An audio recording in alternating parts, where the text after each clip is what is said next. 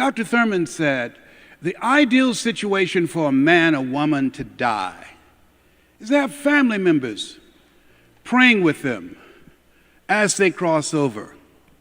He said, but imagine, if you will, being on your deathbed and standing around your bed, the ghost of the dreams, the ideas, the abilities given to you by life, but you, for whatever reason, you never pursued those dreams. You never act on those ideas. You never use those talents. You never use those gifts. And there they are, standing around your bed, looking at you with large, angry eyes, saying, we came to you, and only you could have given us life, and now we must die with you forever.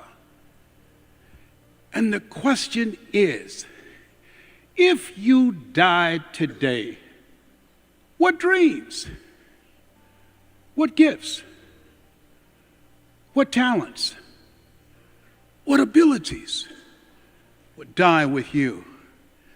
Very good friend of mine, Miles Monroe, died in a plane crash. He said, the wealthiest place on the planet is not in the Far East where there's oil in the ground. The wealthiest place on the planet is not in South Africa. He said, the wealthiest place on the planet is the cemetery.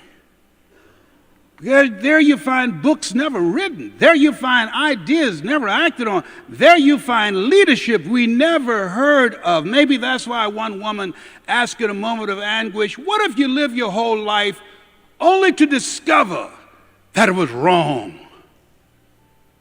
Maybe that's why Henry David Thoreau said, oh God, to reach the point of death, only to realize that you've never lived, only to realize that you never scraped the surface of your potential. Because of Mike Williams, I started doing different things. I had to concede that I could do more. I had to concede that I was going to challenge myself, start promoting concerts. And these guys came to town. I didn't know who they were going to become. They didn't know who I was going to become. I was Michael Jackson there standing down front. He was 10 years old, 1973. That's me standing in the back. 175. I had a six-pack. I got one pack now. So when I had you shake someone's hand on your right and left and say, you have greatness in you, you don't know whose hand you just shook. Eye has not seen, ear has not heard, nor is it in the heart of mankind what God has in store for that hand that you just shook. And so as you think about yourself, how many of you like to make a difference in your community? Raise your hands, please. I had no idea that I would be able to run for public office, and I was elected to the Ohio legislature 3 times, and I resigned to go back and take care of my mother. What's your why? What drives you? Where have you been with your life? Why are you here? And where are you going? Shake someone's hand on your right and left and say, I'm ready to live a bigger game. Do that right now. I'm ready to live a bigger game, a bigger life. Do that right now.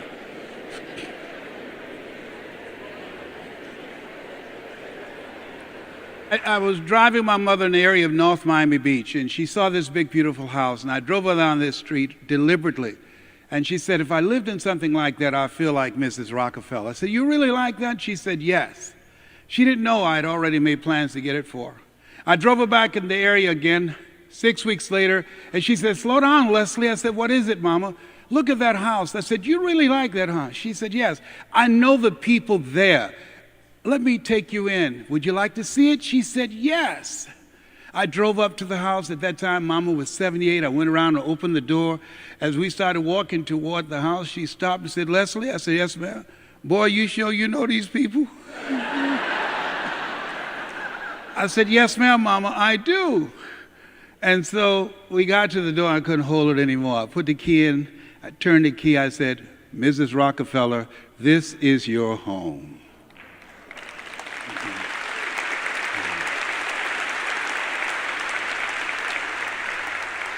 She said, what are you talking about, Leslie? I said, Mama, I bought this for you. It's fully furnished. Everything's paid for. She said, you did not have to do that? And I said, and you didn't have to adopt us either. I sat on the stage because of 2 women. One gave me life. The other one gave me love. God took me out of my biological mother's womb and placed me in the heart of my adopted mother. And so as you think about your goals and dreams, I held the vision. I employed. I began to comply with the things that Mike taught me as a coach. You can't see the picture when you're in the frame. It's very important to have someone around you that can see what you can't see because they're looking with trained eyes. And here's the other thing. Let us say together, you got to be hungry. I'll never forget Mr. Washington said, Mr. Brown, what do you want to do? I said, I want to be able to take care of my mother. I want to be able to make my children proud of me. He said, you got to be hungry. I said, what do you mean by that? He said, people that are hungry are willing to do the things today others won't do in order to have the things tomorrow others won't have. How many of you have children? Raise your hands, please. Repeat after me, please. I'm going to build a legacy. I'm going to go all out. It's my time. And so I said, sir, I want to make my mother proud of me. I want to make my children proud of me. And I want to leave a legacy. He said, you got to be hungry. He said, people that are hungry always strive to get on top in life because it's the bottom that's overcrowded. People that are hungry are relentless. People that are hungry do what they know, not what they feel. People that are hungry, zero excuses. People that are hungry are unstoppable. I said, I'm hungry, sir.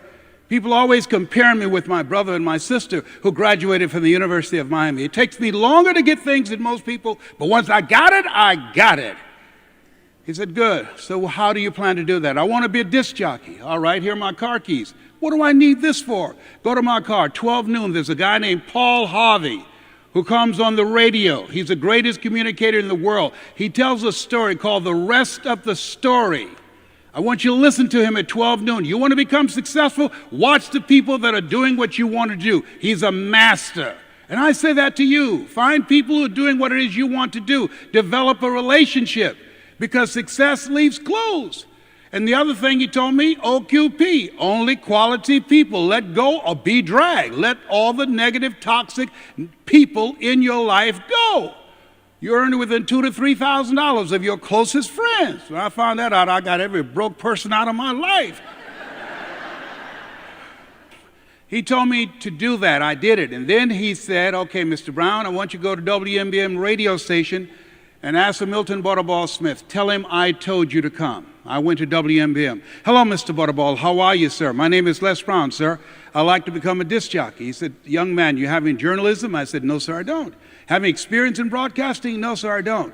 He said, I'm sorry, we don't have any job for you. How many have been rejected? Raise your hands, please.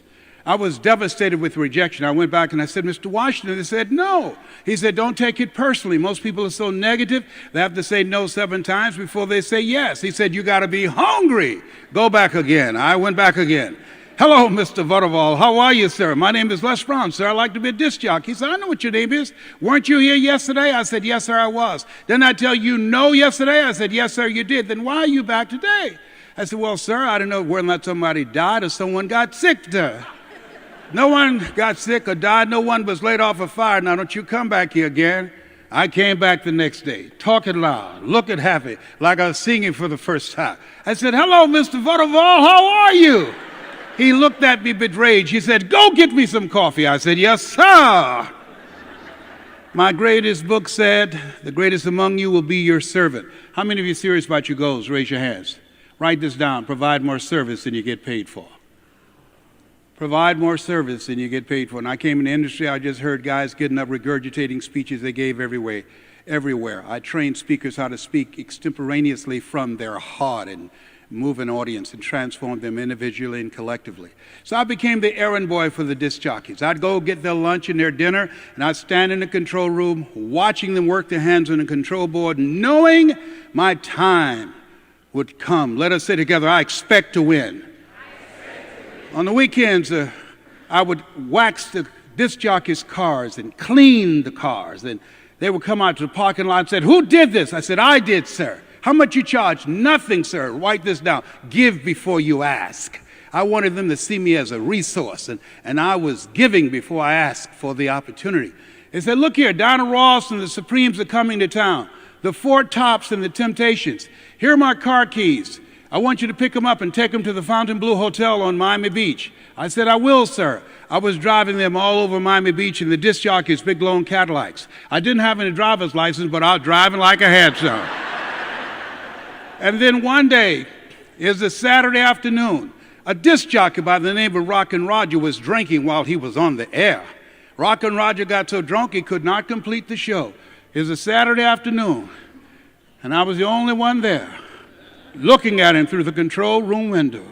Young, ready, and hungry. I was saying, drink, Rock, drink.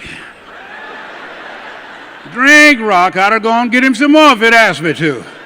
Then pretty soon the phone rang, and the general manager, and I answered the phone. I said, hello? He said, young boy, this is Mr. Klein. I said, I know. He said, Rock can't finish the program. I said, I know. He said, would you call one of the other DJs in? I said, yes, sir. I hung the phone up. I said, now he must think I'm crazy. I called my mom and my girlfriend, Cassandra. I said, y'all come out on the front porch and turn on the radio. I'm about to come on the air.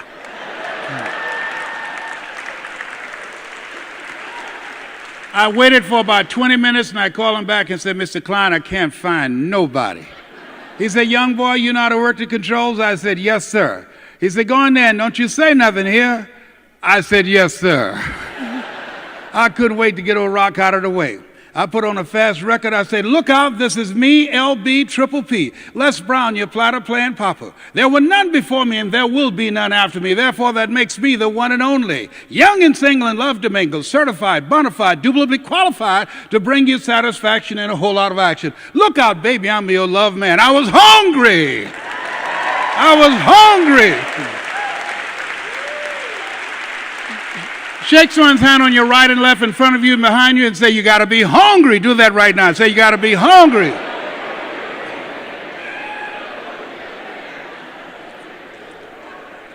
You have something special. You have greatness in you.